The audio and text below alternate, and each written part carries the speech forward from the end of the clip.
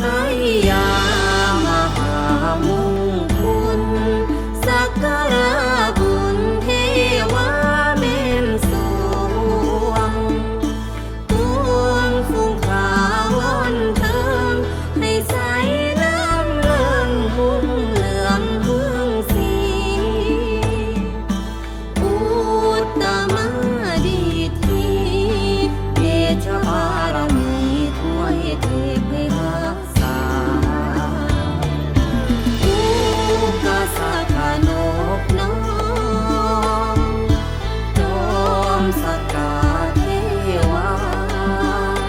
องค์อิศวรสารภูธาดาสุริยาเทจันทร์ได้พันสองมนต์สว